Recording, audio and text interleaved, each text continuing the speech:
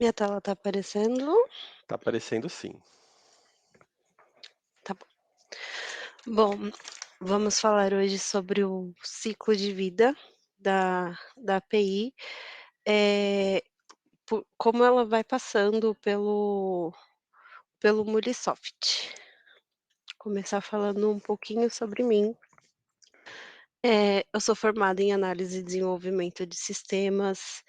O meu primeiro contato com integrações foi em 2019, mas 2021 foi quando eu ingressei na área de desenvolvimento em MuleSoft, meu estágio foi direto em Mule. Eu lembro que quando eu olhei, assim, eu falei: "Gente", que nem uma nossa amiga comentou: "Fala que é difícil, então vamos lá". Eu achei que era bem difícil, mas fui me apaixonando cada vez mais pelo Mule. E tirei minha primeira certificação, agora esse ano, a MCD1 nível 1. E eu vou deixar meu LinkedIn, caso alguém tenha alguma dúvida após a apresentação, ou queira conhecer mais a minha trajetória também, fiquem à vontade para me chamar no LinkedIn. Seguindo aqui a nossa agenda, eh, o intuito dessa apresentação é mostrar como o ciclo de vida se comporta na ferramenta Molisoft. A gente vai ver o ciclo de vida passar pelos 3 estágios, vamos entrar a fundo em cada tópico desses aqui, e mostrando o caminho pela plataforma Mule, que é o endpoint. Bom, para quem não conhece ou é seu primeiro contato, assim, com a ferramenta, o Molisoft ele é uma plataforma de desenvolvimento de integrações. Gente, se eu estiver falando muito rápido, tá, vocês podem me me me gente, sumiu a palavra. Não, mas tá ótimo. Enfim, eh, mas o Mule ele é uma ferramenta de integrações. Eu vou pular um pouco essa parte de introdução ao Mule e já vou direto no ciclo de vida de desenvolvimento, tá. Quando falamos esse termo ciclo de vida, a gente estamos falando desde da documentação, da criação da documentação, até a sustentação dessa API. Eh, e em alguns casos a desativação dela também. Aqui nessa imagem a gente pode ver que o fluxo ele é dividido em três estágios: o design, desculpa, o design, implementação e o gerenciamento. Cada etapa, ela é dividida em subtarefas, digamos assim. E agora a gente vai entrar um pouco mais a fundo em cada uma delas.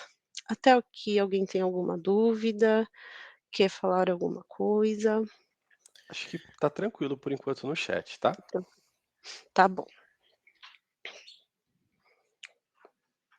Aqui a gente vai falar sobre os 3 estágios. Essa etapa, ela é dividida em em 4 subtarefas. Ela começa pelo design center, que é onde a gente vai criar a nossa especificação. Vocês vão ouvir muita palavra contrato também. Eh, Aqui é onde a gente vai criar como a API vai se portar.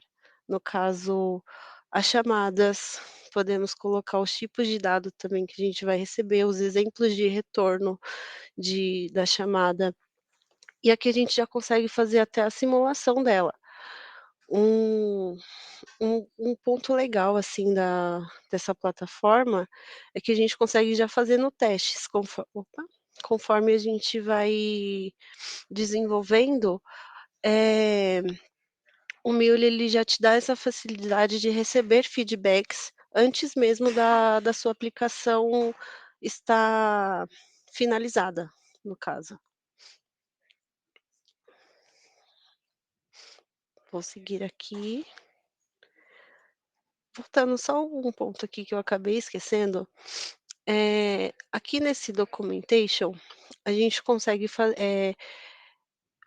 ver como a chamada vai retornar. Tudo que a gente colocou aqui nessa parte na especificação, aqui a gente consegue testar com com um mock. Um mock nada mais é de uns dados de exemplo que a gente, seta e ele nos traz aquele retorno esperado. Então, você consegue ver aqui, ó, e já tem a parte de validação, você já consegue ter a validação direto, tudo aqui no Design Center. Alguém ficou com alguma dúvida? Posso seguir? Pode seguir, tá tranquilo aqui no chat por enquanto. Se vocês quiserem complementar algo, pode falar também, tá bom, gente? Ah, tranquilo, Camila. Tá. Aqui é a parte da implementação. É o nosso segundo estágio do ciclo de vida. Ela é dividida em 2 etapas: o build, que é a construção, e o teste. O testing, a gente pode testar ele de N formas, porém eu vou chegar lá ainda. Vamos falar um pouquinho do build. O build ele ocorre no Endpoint Studio. Eh, aqui é onde ocorre toda a nossa codificação da da nossa especificação da API, que a gente fez lá no Design Center. Aqui a gente vai ter algumas transformações, colocar as regras de negócio, podemos fazer transferências de arquivos também. Isso tudo baseado nas boas práticas, que seguindo elas, você terá uma implementação de fácil leitura e um código mais limpo. Inclusive a gente tem um meetup, o último meetup foi falando sobre boas práticas e é super válido vocês olharem, porque ele te dá várias dicas e segue muito o ciclo de vida. Lá também vocês conseguem identificar conforme o João que fez o meetup, ele vai passando, vocês conseguem identificar alguns pontos que eu estou apresentando aqui.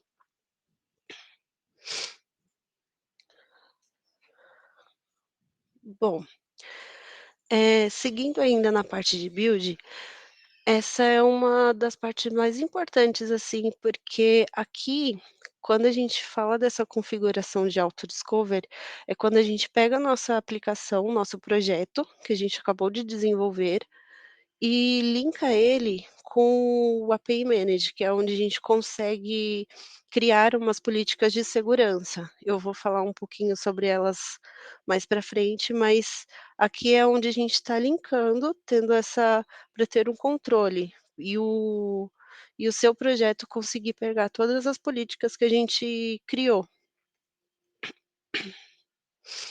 Posso seguir aqui? Alguém tem mais alguma dúvida, alguma coisa para acrescentar? Até agora tá tranquilo aqui no chat. Até Eu reforçando, eu tá, queria colocar gente? uma pergunta. Eh, ô Tá, ô Camila, qual a frequência que você coloca o auto-discovery ou quando que você coloca? Logo no começo ou no final? Assim, logo que você tá. começa, né, a desenvolver as integrações ou lá para o final? Sim, eu particularmente quando eu já publico o meu projeto no Exchange, eu eu já crio um API Manager porque ele, se você ver aqui no print, ele pede para você colocar uma referência para qual fluxo você está querendo aplicar essa política. Então, você pode criar para uma geral, no caso desse print aqui, é onde eu peguei para aplicar para todos os meus fluxos que tem dentro da minha API. Mas você pode pegar para um fluxo específico, você pode criar também. Uhum. E aí mas aí você faz logo depois que você publica no Exchange? Você publica no Exchange, aí quando você começa a implementar, você já Isso. coloca o Auto Discovery? Isso, tem como você colocar direto no nessa especificação, você pode colocar lá, do vol quer ver, voltando aqui um pouco, aqui você consegue colocar já, especificar esse auto discovery aqui, para lá na frente você conseguir utilizar ele também. Tá. E aproveitando aqui, eu já tem uma pergunta aqui do Wesley, que você colocou do Certo. desenho, implementação, build. O Wesley perguntou o seguinte: se o build seria o processo de criação da API. É isso, Wesley? Qualquer coisa você complementa aqui no chat. Isso, o build seria a parte de criação da API. Apesar que, ali no design center, eu costumo falar que a gente está criando o esqueleto da API. Ali é onde você vai, definir mais ou menos, o que você já quer, você conversa com o arquiteto do projeto, ele já vai te passar algumas regras de negócio, algumas coisas, então você consegue ter uma noção do que você já pode, colocar lá. E no API no Studio, no Build, é onde a gente vai fazer a parte de codificação, assim, digamos.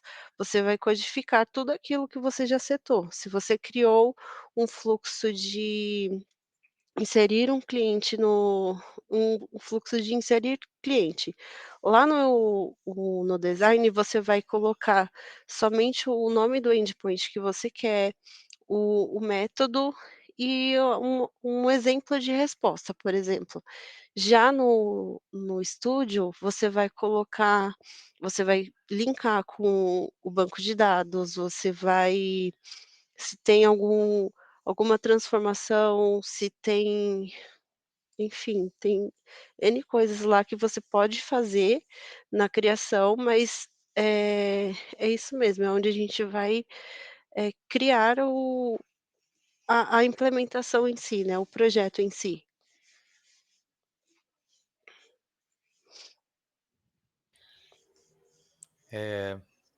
Acho que a gente pode Pode seguir? colocar aqui, aí depois a gente volta para as perguntas. Tem mais algumas aqui, mas acho Tá, que a gente pode terminar os fluxos, depois a gente fala. tá bom. Então, continuando aqui, como eu falei anteriormente, a gente tem N formas de fazer o testing. Aqui eu coloquei essas 2 imagens que é basicamente o que eu faço, né. Você debugar a API, fazendo uma chamada via Postman e, olhando cada cada componente, ver o que está passando, os dados que eles estão trazendo, que eles estão enviando também. Isso já é uma forma de você testar. Eh Aqui no Runtime Manager também você tem algumas só de você olhar aqui, você vê que a API está funcionando, você já viu que você viu já fez um teste, né.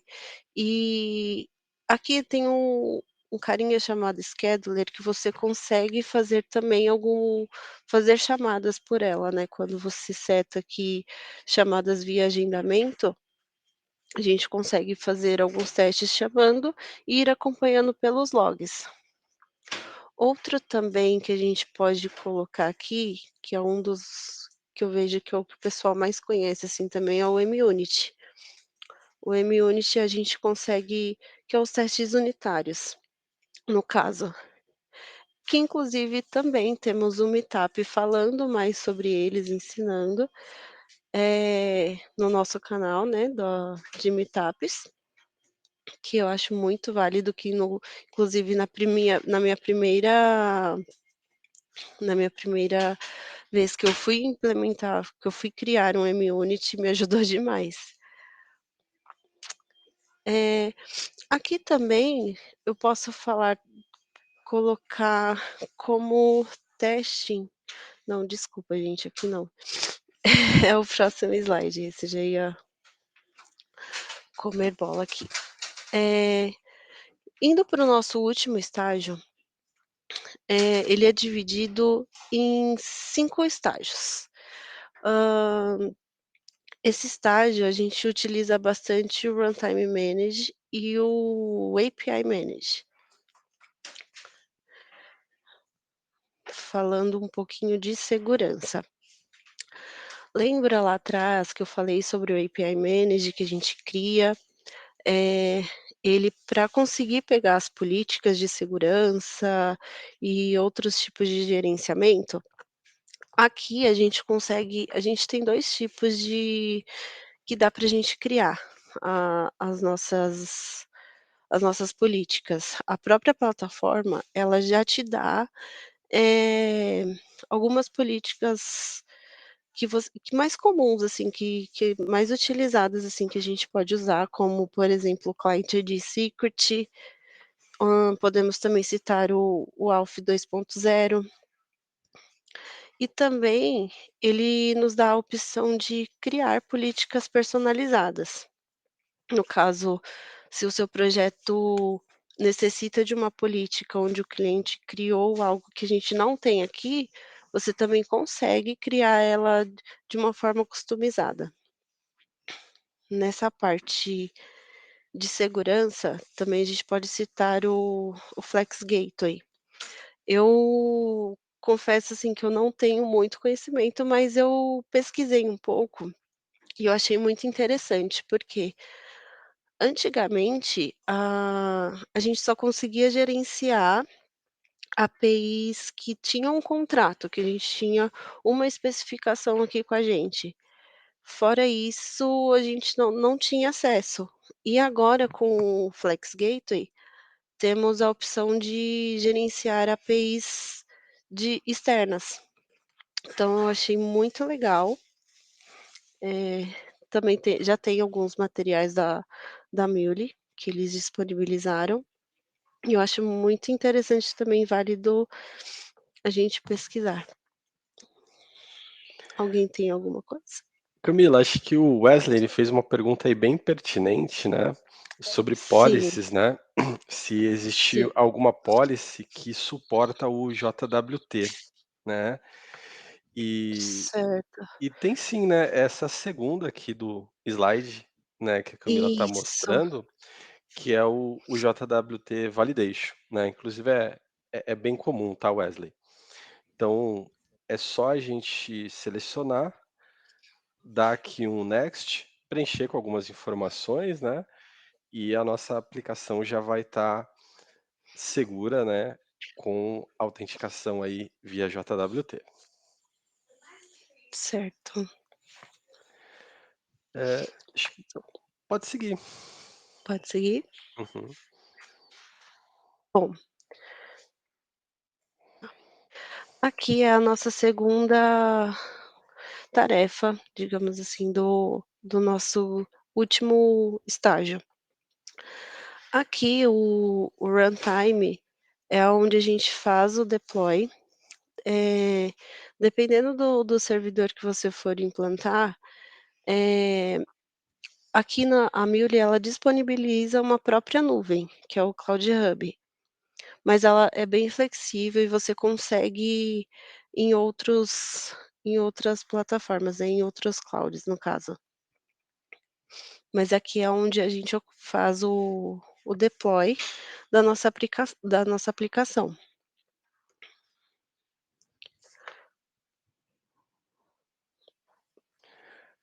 Camila, Tá até mudando. aproveitando, né, que você está mostrando Sim, aí o Runtime Manager, a parte do deploy, a gente tem uma outra pergunta aqui do Wesley também, né, certo. ele pergunta como que ele faria, né, para ter mais do que um ambiente no Mulesoft, né. Por exemplo, ele tem lá uma API que vai estar no ambiente de teste, e ele tem outra que vai estar no ambiente de produção, né. Certo. Aí ele pergunta aí como que seria no Mulesoft.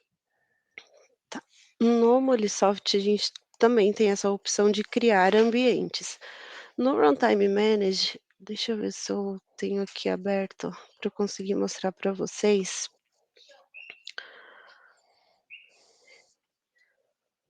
na plataforma. Ó, Aqui. aí sim, hein, quem sabe faz ao vivo, hein. Boa. Bom, aqui no Runtime Manager, a gente consegue criar os ambientes. Deixa ele pensar um pouquinho. Opa, estava no lugar errado. Deixa eu só sair aqui da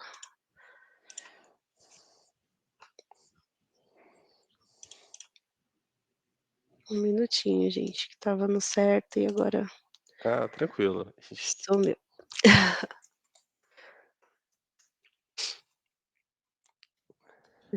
Eu criei esse apresentação mesmo. isso é uma ótima ideia, eu faço isso também. Aí pega uma org limpinha.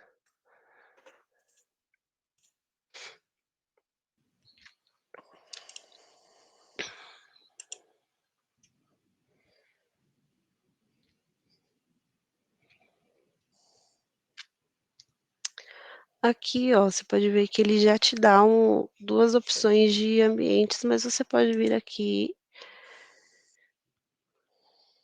e criar uma, no caso. Opa, não é aqui não. Acho que ele vai estar lá no Access Management, Registro. né, e aí acho que tem que clicar no menu Access Management.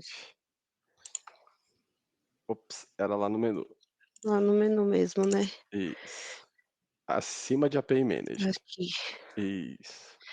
Esse novo ele atualizou esse novo, É. design, dá um Aí tem a opção Environment.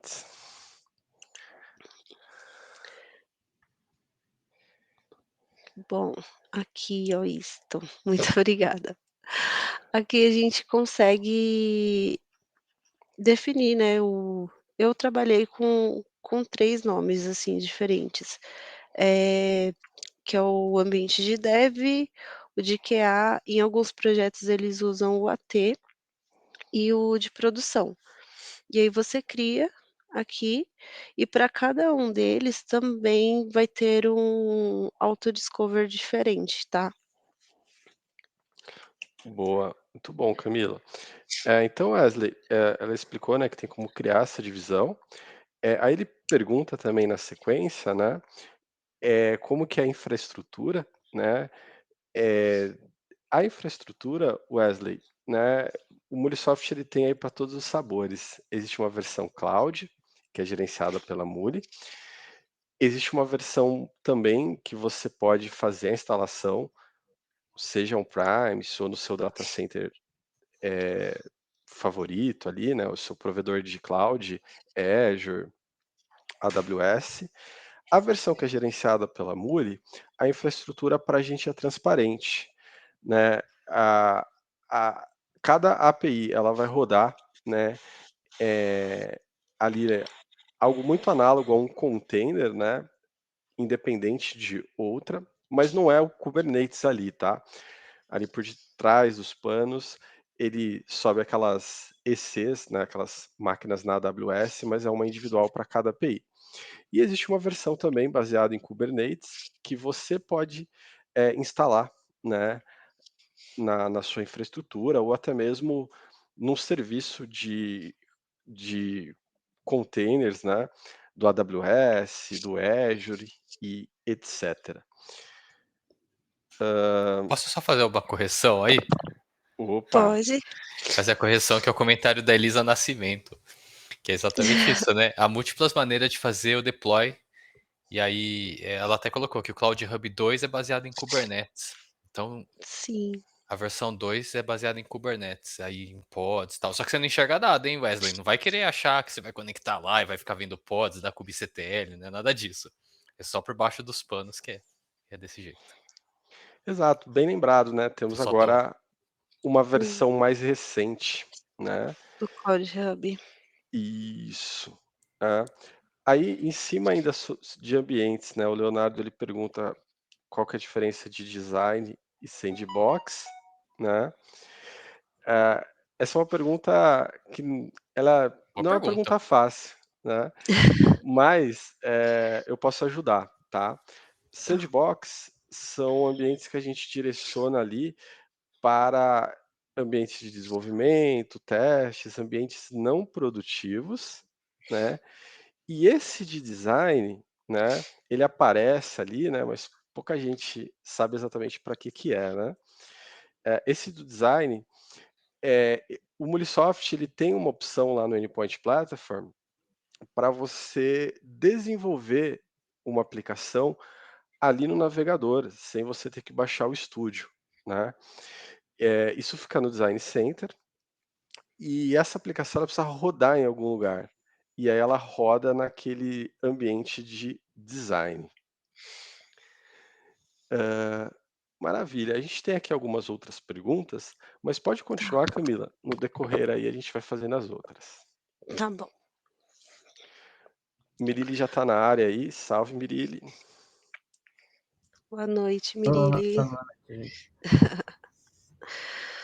Bom, voltando aqui, essa é a nossa terceira tarefa do nosso último estágio de gerenciamento. Nessa etapa, a gente vai ver o desempenho da API durante todo o ciclo de vida. Aqui a gente consegue ver em todos os ambientes, tanto de testes, de desenvolvimento, de produção. Ele te dá um gráfico do do que você pode medir, né, da quantidade de respostas que você recebe a tal tempo, da quantidade de requisições que você recebe, se, teve algum erro, a quantidade de erros por tempo também. Ele consegue te dar bastante reporte, assim, você consegue ter uma visão de como a sua API está se performando, se ela está do jeito que você esperava, se precisa fazer alguma melhoria.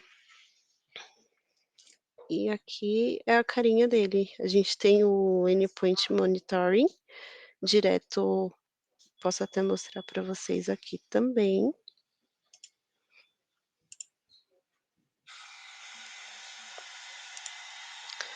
Ele é esse aqui, ó.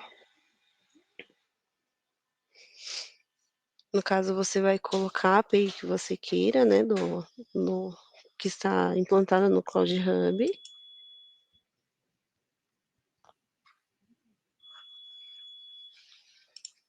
Não foi?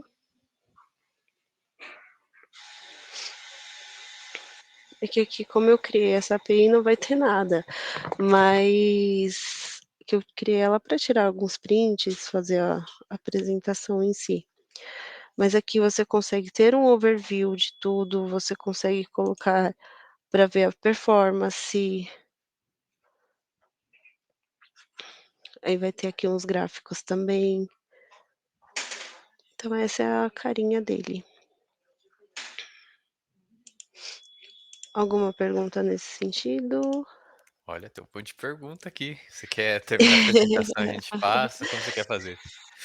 Vamos terminando então, e a gente qualquer coisa eu volto os slides também. Troubleshooting. Aqui nessa etapa, é para a gente identificar alguns possíveis problemas que podem ocorrer durante o ciclo de vida. Também temos um meetup falando sobre, ele nesse meetup fala com mais detalhes e mostra como que é na própria plataforma, tanto no Endpoint plataforma, quanto no estúdio. Aqui eu coloquei essa imagem, porque é onde eu mais, eh, olho quando eu preciso identificar algum erro, é onde eu vou para identificar algum erro, para ver com mais detalhes, mas a gente tem N possibilidades de fazer o troubleshooting também. Alguém quer comentar algo aqui? Ah, tem uma pergunta relacionada aqui em relação ao tempo do log.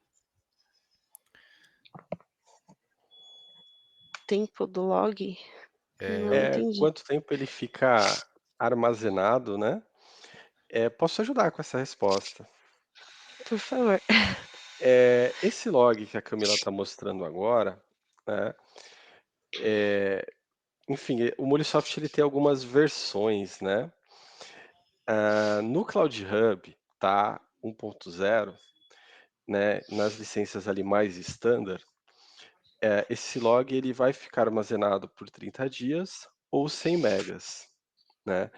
Já no Cloud Hub 2.0 a gente teve um upgrade, né, são 30 dias ainda, mas é até 200 megas, né. E lá no monitoring, eu preciso confirmar, mas se eu não me engano, fica em torno, né, o monitoring é aqueles gráficos, né, salvo engano, fica algo em torno de 60 a 90 dias. Precisava checar lá na documentação, tá. Esses são os logs da plataforma, né. É claro que existe a possibilidade também de você plugar uma outra estratégia de log, a gente tem até meetups, específicos para isso.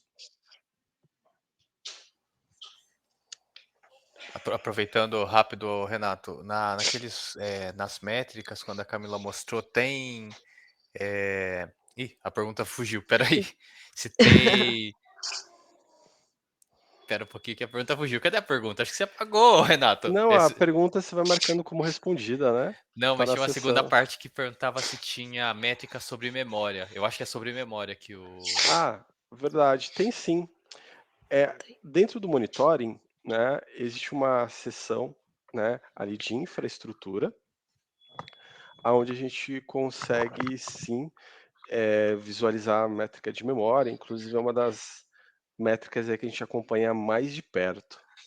Até aproveitando. Camila, se Oi. puder, né, sem querer abusar, dar um alt tab Sim. lá no monitoring, né, infraestrutura, esse acho que deve aparecer se a aplicação estiver no ar, né. Tá undeployed.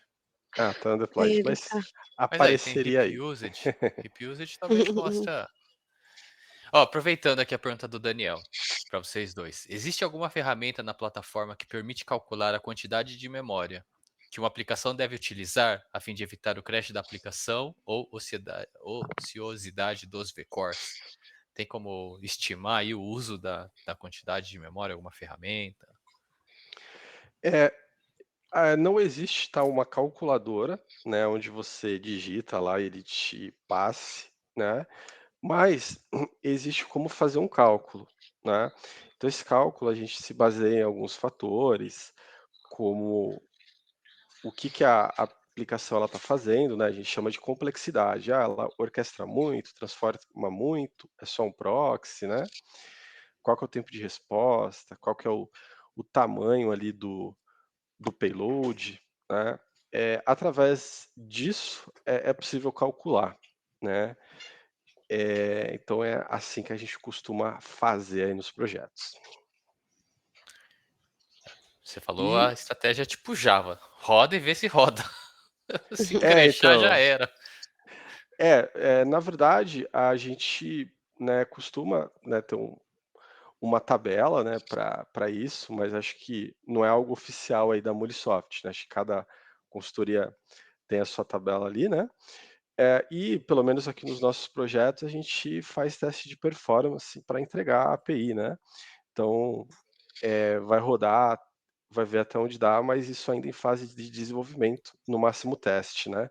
Quando vai para produção, a gente já tem ali o total controle, né, de até onde a nossa aplicação pode chegar e quais são os limites. Certo. Tem mais uma pergunta aqui antes de você seguir, Camila, que eu acho que é legal tá falar. bom. Do Daniel também. No caso de uma aplicação full mule, existe diferença no quesito de desempenho se o deploy dela for no Cloud Hub ou se for na outra nuvem? Tem alguma questão de performance que você vê aí? Posso ajudar? Pode. Aí eu acho que vai dar Eh experiência de cada um, né? então, acho que, depende muito, tá. A às vezes, né, você publicou, por exemplo, no seu data center, é on-premise. E aí ele está acessando ali o seu RP local, né, É claro que você vai ter uma performance eventualmente um pouquinho melhor, né, do que se você tiver publicado isso num outro data center, que é a latência ali, né, mas via de regra, né, é mais coisas relacionadas à latência, né. Eh, o processamento em si, ele é praticamente é igual, seja qual for o seu deployment model.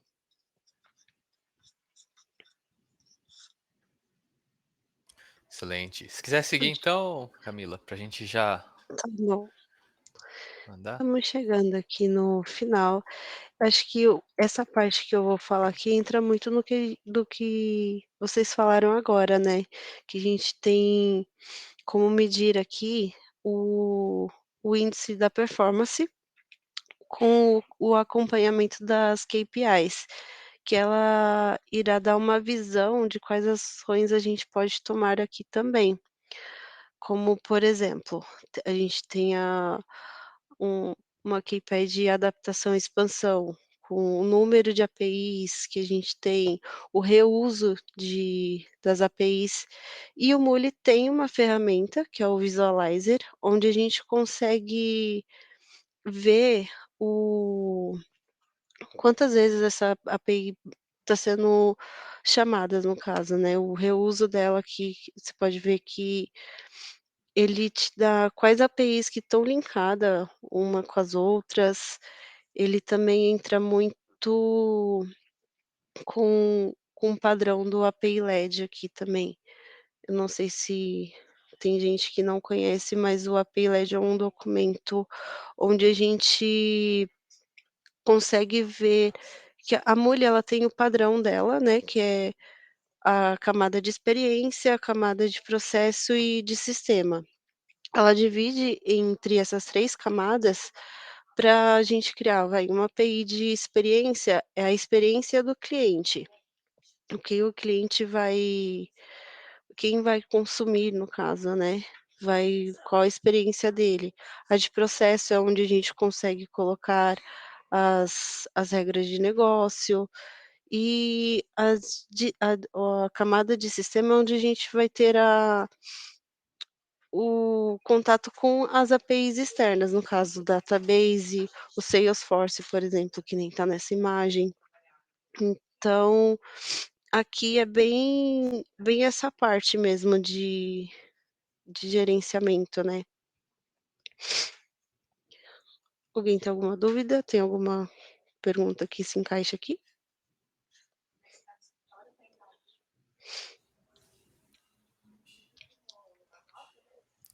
Vocês estão me ouvindo? Estamos ouvindo. Eu tô vendo aqui que Então tem tanta pergunta aqui, Camila. Parece que é uma sabatina aqui. Eu acho que você tá fazendo uma prova ao vivo.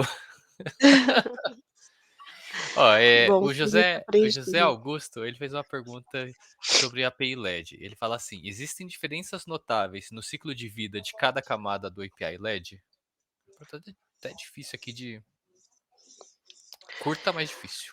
Existem Eu algumas. acho que é mais isso entra mais na parte do build, né, na parte onde a gente vai criar porque realmente, hã,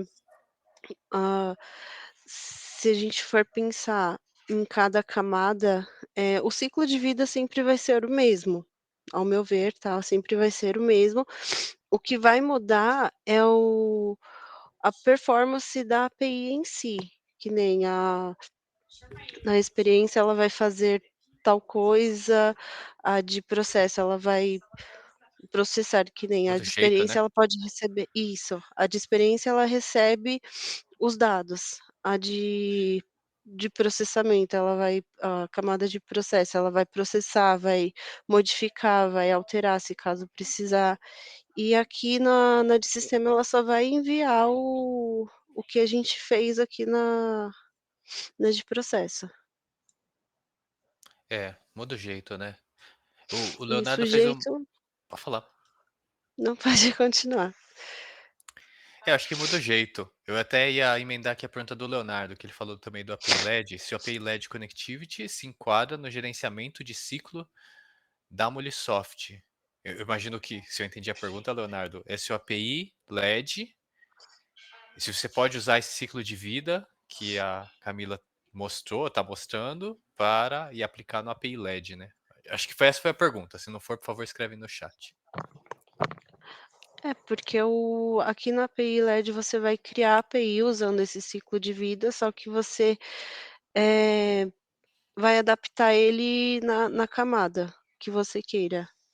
Isso eu acho que vai depender bastante do projeto também. Uhum. Última pergunta, última, antes de seguir, né? Senão você Certo. vai ficar aqui para sempre. O Vitor tá perguntando, acho que sobre sua tela está mostrando o visualizer. Então o Vitor tá perguntando Isso. assim: normalmente é o desenvolvedor que fica responsável pelo monitoring visualizer? Camila, você é responsável pelo monitoring visualizer?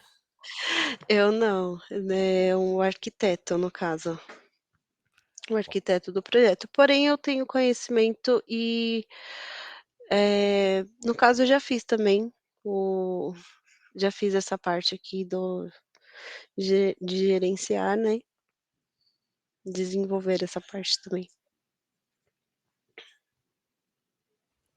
beleza. Acho que a gente pode seguir aqui. Tem várias perguntas aqui ainda. Tá. Se vocês quiserem complementar alguma coisa também, tá bom. Ah, tá, mas acho que já tá bem completo aí. Então eu vou seguir aqui. Agora mais para a gente revisar o que a gente acabou de falar. Esse diagrama foi o diagrama que eu peguei de um dos cursos que eu estou fazendo, da Udemy, e ele coloca de uma forma mais visual tudo o que a gente acabou de falar. A especificação, ele vai colocar em qual ferramenta do Mule. Claro, igual no a gente vai ter outras que nem no mensurário a gente tem algumas ferramentas que nem o monitoring e o visualizer, a gente tem, mas aqui é mais para a gente conseguir enxergar, estou na parte de especificação, para onde que eu vou? Design center, feedback e interação. Eu quero ver como que eu quero fazer uma chamada mocada. Você pode fazer também no quando você cria tudo, publica no Exchange, você consegue fazer uma chamada local, então você também consegue receber esse feedback, publicando no Exchange, que é aquela biblioteca. Inclusive eu acho que eu não mostrei a carinha do Exchange. Vamos esse aqui, o Exchange, ele é tipo uma biblioteca onde vai ficar as suas APIs, onde você vai criar. E aqui você criando a sua API, você visualiza ela assim, ó. É um fica o documento, só que mais organizadinho, tipo como se fosse um console, assim. Aí aqui você consegue fazer uma chamada mocada, como se você aqui quando você coloca linka a sua API com Autodiscover, ele vai começar a pedir isso aqui, ele vai dar erro se você não colocar. Se você setou lá no API Manager que você precisa ter um client ID, client secret, se você fizer aqui, ele vai dar erro. Mas caso como eu não linkei nada, só criei para tirar uns prints, então ele mostra aqui como seria se eu fizesse uma chamada. E aqui ele mostra a carinha, como que ele vai retornar. Essa é a parte até de validação que a gente pode falar, né, você está validando o a sua especificação. Alguém tem algo a acrescentar aqui? Acho que é legal você ter mostrado aí. E aqui é isso, gente. Agora vamos para as dúvidas, então, que tem bastante. Tem muita coisa. Então, Vamos lá. eu vou fazer assim, tem muita pergunta, acho que não é relacionada com o ciclo de vida, mas relacionada com a ferramenta. Tanto que Tá, tem algumas aqui que parece pergunta de prova. Tem algumas que são super discutíveis aqui. A primeira do Vitor aqui é super aberta. Então eu vou colocar aqui a tá, pergunta, eu vou ler a pergunta, aí se não sei se o Renato, o Mirílio quiserem comentar, ou você também, Camila, qualquer um dos tá três. bom. A primeira, acho que do Vitor aqui, falando do build. Qual que é a primeira coisa que um dev deveria fazer para desenvolver uma aplicação como boa prática? Qual a primeira boa prática que o dev deve fazer, talvez? Qual a primeira coisa que um dev deve fazer para desenvolver uma aplicação como boa prática? Nossa, que pergunta difícil, Vitor.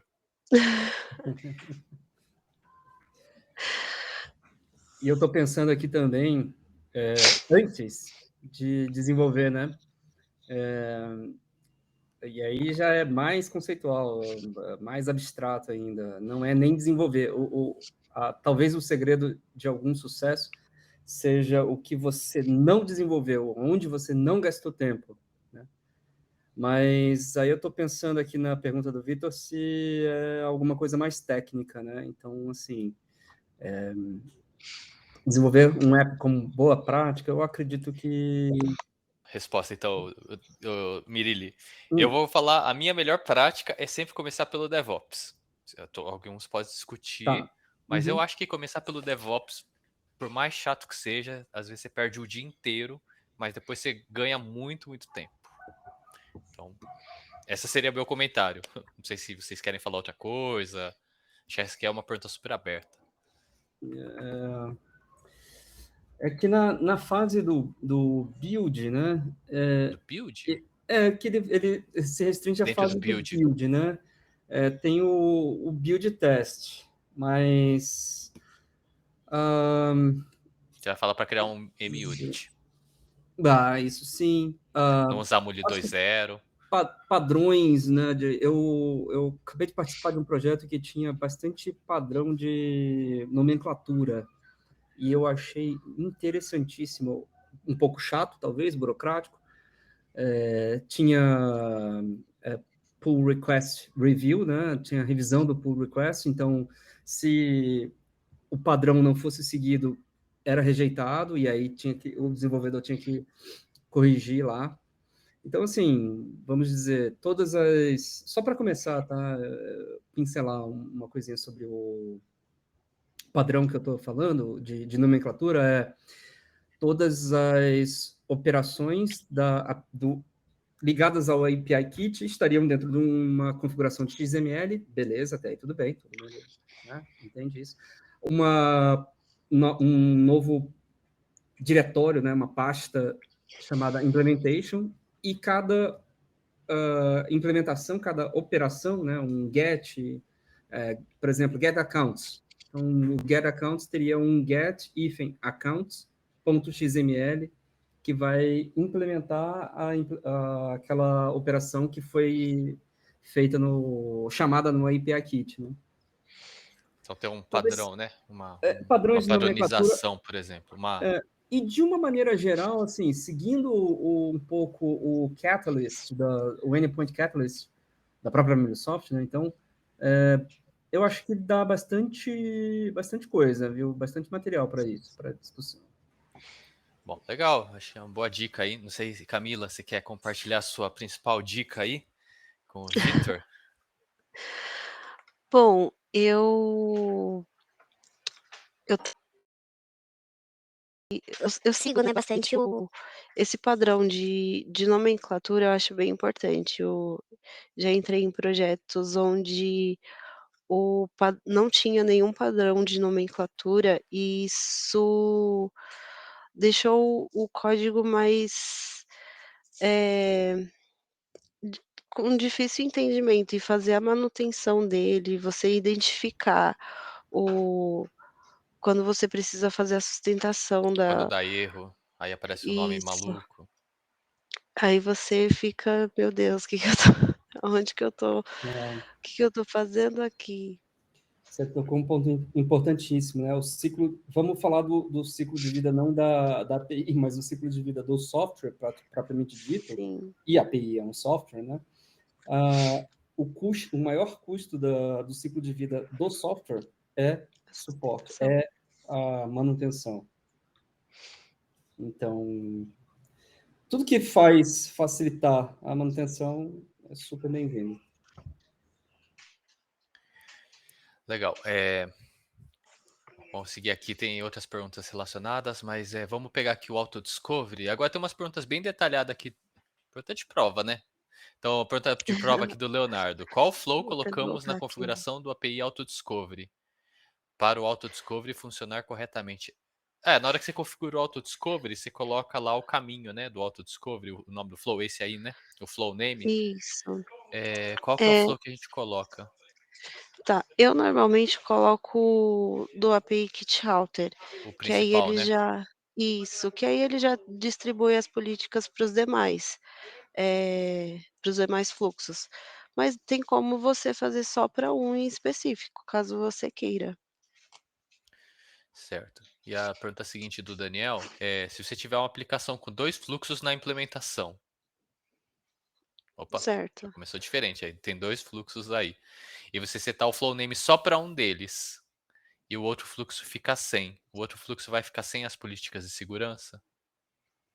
Sim, ele vai Acho ficar que aí é. ele Acho que é pegadinha, ele hein, Daniel? Você quer ver? Tá testando aqui se o pessoal conhece. Vamos ver, o Gabriel está perguntando sobre a fase de teste. Conheço alguns casos de desenvolvedores que têm preferência a um ciclo de desenvolvimento junto com testes, que é o TDD. Acho que esse daí deve ser o Mirilli.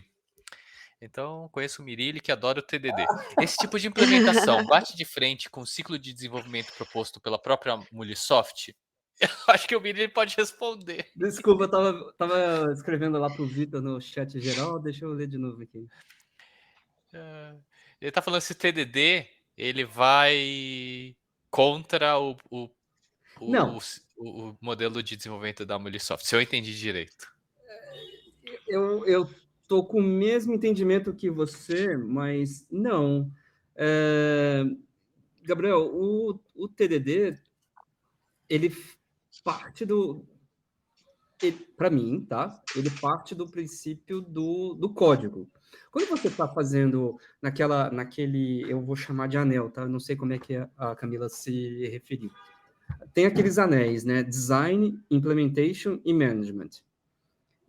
O design, ele é... Boa, Camila. Isso aí. Então, o design, que é esse ciclo mais interno, esse anel mais interno, ele não está fazendo código. Então, meu entendimento, e até mesmo assim, o Test-Driven Development, você consegue simular e validar aí, né? Mas no build, aí nesse segundo anel, que é a parte da implementação, e aí chegando no build, a gente teve essa discussão na apresentação de MUnit, eu acho que foi... Poxa, tem mais de um ano isso aí, né? Foi meio do ano passado, se eu não me engano. Eu lembro que foi uma pegadinha. Poxa, mas você usa TDD? Não, eu acho que todo commit, pelo menos, ou um pull request, por exemplo, teria que necessariamente ir com um MUnit, né, amplo daquele código que está sendo implementado. Mas não necessariamente TDD, tá? Então, dá para fazer TDD? Dá. Às vezes, assim, a gente faz um pouquinho da implementação, aí faz o MUnit, às vezes dá para fazer o MUnit antes da implementação, mas os dois caminhando juntos eu acho que pelo menos dentro do mesmo pull request já é muito bom. Então, resumindo, eu entendo que sim. Não dá conflito, dá para fazer os dois juntos. Se quiser, né? Opa, vocês É, estão me ouvindo aí? Estamos ouvindo, agora Renatão, eu vi que você... Eu acho que talvez o que pode, né, às vezes gerar confusão, né, que dentro do endpoint a gente tem o design first, né, e que a gente faz a especificação primeiro, né. Essa etapa a gente faz independente de ser TDD ou não, né, porque a gente está falando da fase de design, né, aí no anel. Aí a implementation, né, a gente pode escrever o teste primeiro, depois implementar, ou implementar primeiro, testar depois, né? Não vai dar nenhum tipo de conflito com esse ciclo de vida. Boa, faz todo sentido. Bom, acho que agora, assim, só para a gente economizar um tempo, acho que a gente pode fazer umas respostas rápidas aqui, um sim, não. Wesley perguntou o seguinte: a Muli tem estratégia contra ataques DDoS? Tem sim, no API Manager existe uma política, né, chamada Rate Limit, onde a gente consegue limitar entre outras políticas também que pode ajudar nessa questão. Acho que a mais é Spike. Spike é igual ao hit limit, né? Igual parecido, digamos. É bem parecida, mas ela controla também isso aí. Boa. Sim. O Wesley perguntou também aqui sobre os ambientes. Contas, autenticação e URLs. Contas, imagino credenciais, né? Sobre os ambientes. As credenciais de autenticação e URL são salvos em variáveis de ambiente ou fica chumbado dentro do componente? E aqui eu já vou responder com uma outra resposta que a Elisa colocou.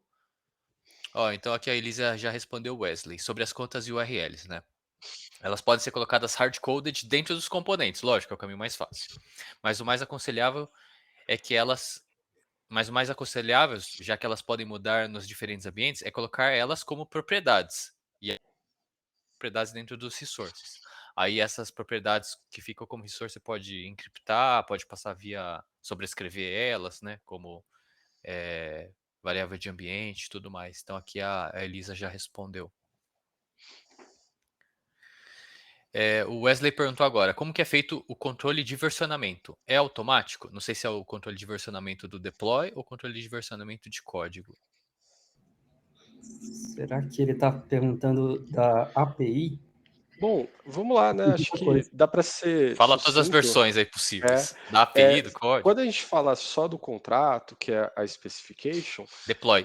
né, é semi-automático ali, né? A gente só faz um publish, ele versiona.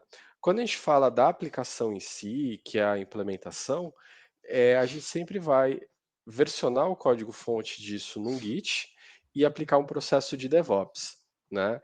Então, não é automático da plataforma, e sim é implementado ali através do DevOps. Tá, então o controle de versionamento você faz via DevOps. Isso. Boa. Sim, mas lembrando que tem a API, que você faz o versionamento, né, como o Renato Da falou, API automático. semi-automático, quando você publica a sua API para o Exchange, quando você faz o RAML. Só para deixar claro, a API, o contrato da API, né? Só pra... Perfeito, o RAML. O RAML, tá. Basicamente, vamos falar dessa forma, o RAML. Beleza, aí tem o comentário do Leonardo falando que nunca viu alguém usar o design para a criação de ambiente. Eu também não, mas Eu não também não. destruam, não apagam esse ambiente chamado design, dá problema. Vamos lá, o Victor perguntou assim, quais são os responsáveis por cada momento do ciclo de vida? Então o ciclo de vida tem vários, nesse anel aí tem vários, aí build, design, implementação, management, quem que é responsável por o quê? O que vocês falam aí? Quer falar, Camila? Você já está com o slide pronto aí? Na própria documentação da mulher, ele fala lá, né, aqui, como eu posso dizer, é que eu não me preparei para essa pergunta, hein, confesso. O pessoal faz a pergunta aqui para ver se estamos todos Não espertos. é, mas aqui eu vi que normalmente é o arquiteto que ele tá à frente O arquiteto que com faz o desenho inicial, né? isso, ele tá no desenho inicial. Ele tá em todos os anéis aqui, se Ele for olha pensar tudo. bem, o arquiteto ele tá em tudo, mas nessa parte de design é onde ele tá mais à frente, Uhum. na de testing é nós desenvolvedores, e aqui A sustentação, né? eles A são parte do... isso, é o time de sustentação que fica nessa parte, no último anel, Boa. gerenciamento. Então vamos para a próxima pergunta aqui sobre monitoramento, para a gente mudar de assunto. Eles são pré-definidos pela plataforma ou podemos construir monitoramentos personalizados? Eles são sempre os mesmos ou dá para customizar, né? Essa é a pergunta, né, Gabriel? Só voltando à pergunta anterior, o Diego Calazans escreve aqui, C4E explana os papéis do time. Tá? O Center for Enablement da própria Microsoft. Ah, legal. Depois era legal alguém compartilhar aí algum artigo, alguma coisa também. Beleza. Voltando aqui da pergunta do monitoramento, e aí? Como você pode repetir a pergunta que eu não Se os monitoramentos, eles são pré-definidos pela plataforma, sempre fixos, ou se dá para customizar o monitoramento? Pode responder aí, por Tá, favor. deixa eu ajudar. O monitoramento, a plataforma ela já traz bastante coisa interessante, né, ali padrão de fábrica. Existem alertas que você pode configurar variáveis, pode fazer, né, algumas configurações, mas a plataforma também ela é bem flexível, é possível você estender ela e criar seu próprio monitoramento personalizado, integrando, né, isso com uma outra plataforma, né. A gente tem até meetups, né, de integrar o Molisoft com Splunk, por exemplo, né. Então você tem aí para todos os sabores. Show, próxima. Opa, perdi aqui a pergunta. Ih, acho que a gente apagou uma aqui, hein? Eu acho que fui eu sem querer, tá.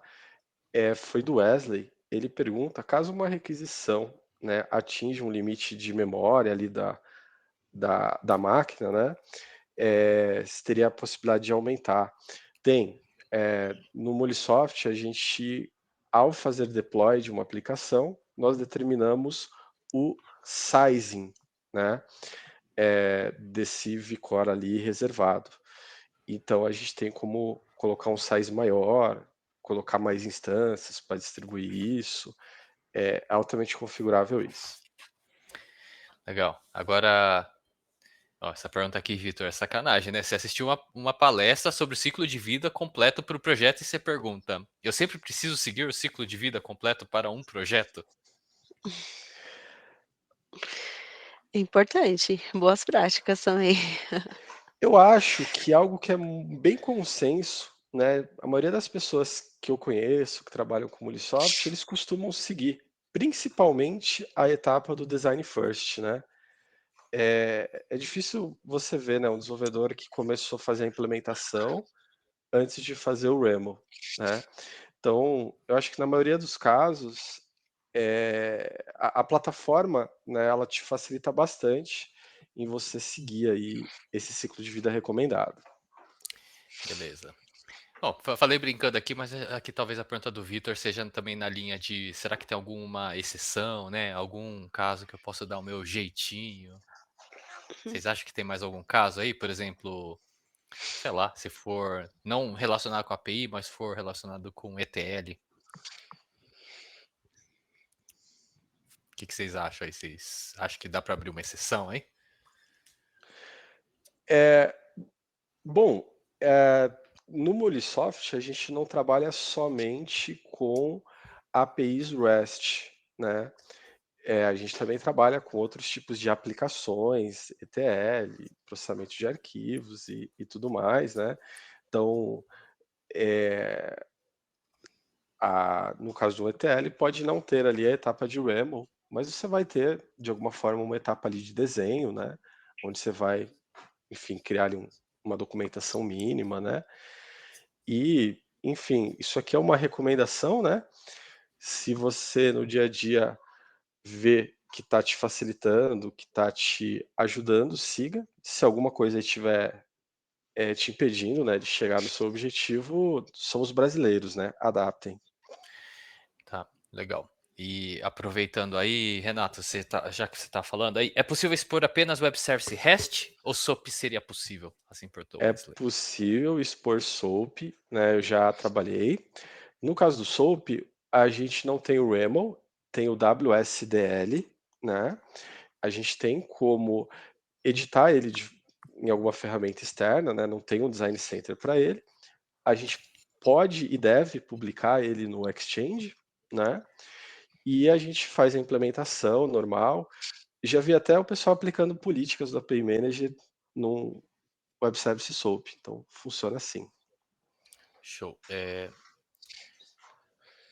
Tem um limite, o Wesley perguntou, se tem um limite para finalizar alguma execução.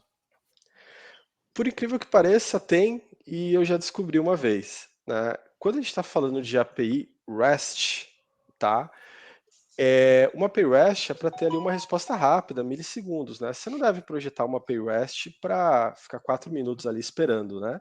Se você tem uma API que ela demora mais que 1 minuto, talvez você tenha que rever a sua estratégia e ir para um outro partner, né. A plataforma, ela não permite uma API ter um tempo maior de 5 minutos, né? Eu tô falando de API REST, né? Ela vai dropar a sua requisição, porque nem faria sentido uma API REST demorar 5 minutos.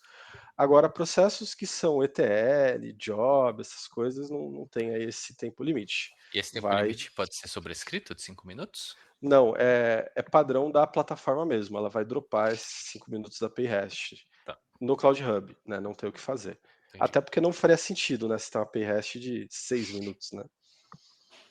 Em geral, não. O Wesley perguntou aqui, mas eu acho que é a mesma pergunta, hein? Tem um tempo limite para finalizar uma execução? Por exemplo, após 15 minutos de processamento, a API finaliza com timeout. O que acontece quando a API estoura? Essa aqui é a segunda pergunta. Então, a primeira parte já respondeu. A segunda pergunta é: o que acontece quando a API estoura a memória de processamento da VM? A VM capota, né?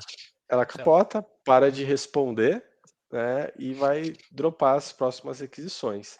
Lembrando que as APIs elas funcionam de forma independente uma da outra. Então, se você capotar uma, você não capota o seu ambiente inteiro, né? Mas o ideal é que você faça um planejamento, né? Faça o teste de carga antes para não chegar nesse cenário aí de capotar.